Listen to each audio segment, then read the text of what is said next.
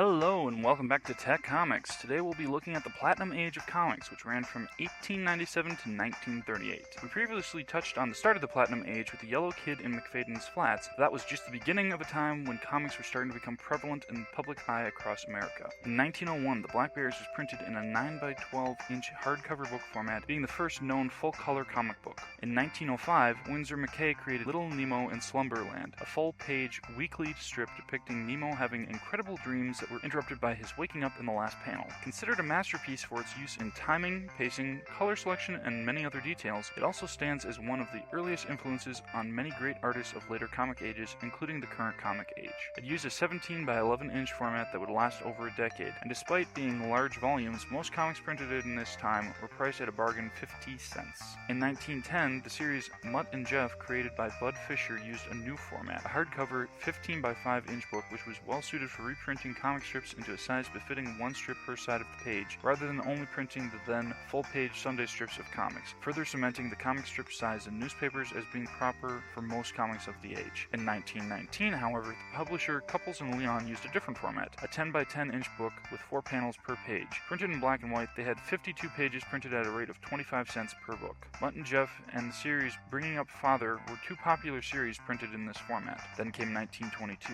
when the first monthly comic book came out. Released in January, it sold for 10 cents and was done in an 8.5x9-inch format. Titled Comics Monthly, it lasted a mere 12 issues, but each issue was dedicated to a different popular comic strip character at the time. Being reprints of the 1921 daily black and white strips, it may not have been a true innovation, but by setting a monthly standard, it became set in comic history as an example to be utilized by later publishers. In 1926, the series Little Orphan Annie and the series Smitty came out in a 7x9-inch format and were reprinted in both softcover and hardcover with dust jackets. At a rate of 60 cents a piece, they were highly popular, and the softcover option would be a cost-cutting measure to publisher Couples and Leon, which would drive other publishers to consider the possibilities. In October of 1929, The Funnies was released by Dell Publishing and was printed in a tabloid size with 16 pages and sold for 10 cents. Despite being distributed at newsstands alongside newspapers, it lost money and the price rose in issue 3 to 30 cents, where it would stay until issue 22 when it dropped down to 5 cents, lasting until issue 36, 3 years after its initial release. Part of the reason for the fluctuation in cost was due to its usage of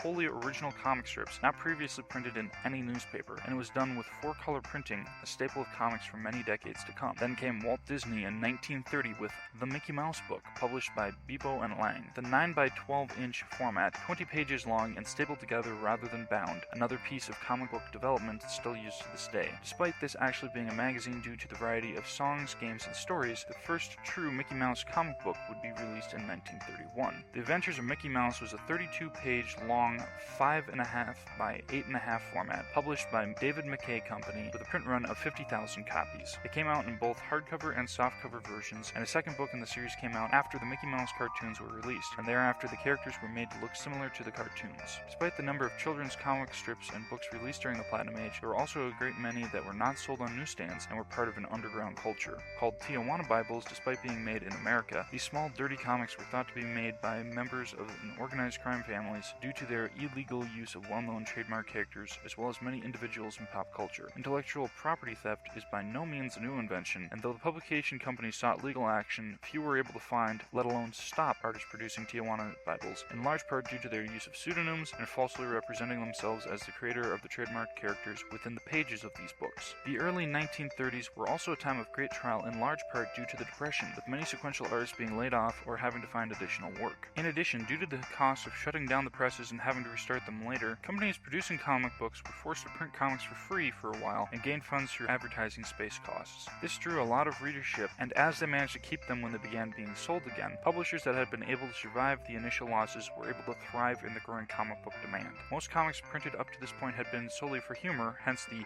comic part of the name, but cropping up during the 1930s were series such as Detective Tracy and Buck Rogers. Previously mentioned use of advertising space in comic books was an important part of the formation of the comics industry as being independent of newspaper publication. Eastern Color Printing had Harry Wildenberg as their sales manager, and in 1932 he noticed the color comic strips section of the newspapers were popular enough that they might be good for advertising. Suggesting the idea to Gulf Oil Company, Gulf Comic Weekly was released with a full-page 4 Gulf Comic Weekly Monthly was released with full-page, full-color comic pictures in a 10.5 by 15-inch format with a mere 4 pages in length. Given away for free in Gulf gas stations, however, they were likely the first comic book officially published and distributed outside the newspaper market, and were advertised on the radio on April 30th, 1933. By telling listeners where to get them, it became a surprise draw to the gas stations. Due to their high demand, Gulf decided to print out 3 million copies a week and changed the name to Comic Funnies Weekly. Staying in its tabloid size, it lasted 422 issues, ending on May 23, 1941. A few weeks after his initial pitch to Gulf, Oldenburg also noticed that a format 1/4 the size with 32 to 64 pages each issue would be a good size, something used previously in the 1880s to the 1910s for reprints and pulp dime novels. Convincing various major comic strip syndicates to give the reprint rights for many of their various series to him, he then went to all of Eastern Color's biggest advertisers with a demonstration book to see if any were interested. Procter & Gamble responded by telegram first, asking for a 1,032-page color comic book run with a coupon for their products in it. Printed in the spring of 1933, Funnies on Parade was printed in the same 8 by 11-inch format that became the standard to this day. All 1 million copies were given away in a few weeks. Due to the huge demand, many who worked for Wildenberg's sales staff went on to become other prominent figures in the comic industry. The second comic book produced by Eastern Color Group was Famous Funnies, A Carnival of Comics. Printed in 1933, it was 64 pages long with a 10-cent price. It was first distributed freely to the public in chain department stores, but that would soon change. Dell Publishing saw no real profit in it after the first issue they had printed for Eastern Color Group decided to stop publishing it. MC Gaines, however, convinced Wildenberg they could make additional money off of it by selling it on the newsstand instead, proving it by putting a 10-cent sticker on them, telling the local newsstands on the weekend that he was testing to see what would sell, turn to see how they did on Monday. When he returned, they had all sold out and the newsstands were begging for more. There were more bumps in the road for Wildenberg, but finally Eastern Color managed to partner with American News in 1934, and finally on the 7th issue they saw profit. Dell Publishing, however, sold their 50% profit back to Eastern Color due to how long it took to gain profit, fearing it would not continue. By the end of the first year, though, sales were almost 1 million per month.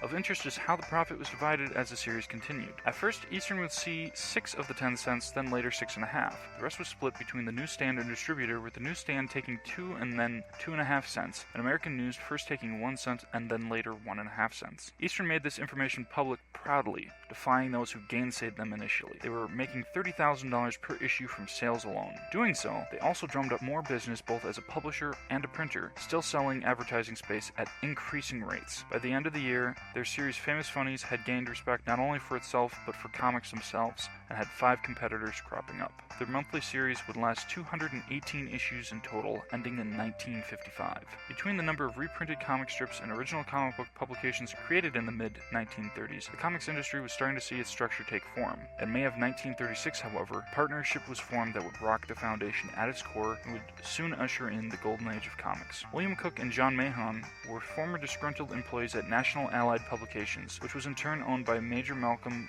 Wheeler Nicholson, the company that would later be renamed DC Comics after its Detective Comics series. Cook and Mahon formed Comics Magazine Company, but its title and ownership were soon changed, becoming Centaur Comics. Theirs was a vital part of the creative atmosphere that allowed the eluded partnership to form the characters Mr. Mystic and Federal Agent. The Comics Magazine would soon change its name to Funny Pages with issue 6, and they would finally create The Clock, who was the first masked hero in comics. The series would last until 1940 with issue 42. The artist and writer who created this hero, Jerry Siegel and Joe Shuster, would later go on to create Superman. By the end of 1936, Centaur Publications would be the first to publish titles devoted to a single theme, among them detective picture stories, western picture stories, funny picture stories, and, despite its title, Funny was about adventure stories. Detective picture stories lasted 5 issues, including work by Will Eisner and Batman creator Bob Kane. In March of 1937, Detective Comics number 1 came out. Comic producer Major Malcolm Wheeler wasn't making profit with his previous comic books, owing money to his printer and most everyone else. He was forced to collaborate with his printer and distributor Harry Donenfeld to produce Detective Comics, and as was common in the time, most of the stories in this issue were racist towards Chinese people, depicting them as villains. Slam Bradley, created by Jerry Siegel and Joe Shuster, was created for this issue, looked very similar to Superman. The usage of an opening splash page, the different layout layouts and the heroic tropes within this issue would pave the way for the typical comic hero story to expand further. By 1938, Donenfeld bought out Wheeler's other books and became the sole owner. He then took friend and accountant Jack Leibowitz as partner and renamed the company National Periodic Publications. Leibowitz stayed at the offices and handled the accounting and creative portion of National, while Donenfeld handled and expanded the distribution of its series through his company, Independent News Company. Donenfeld would remain president of National and later DC Comics, as it would later be renamed, until his death in 1965.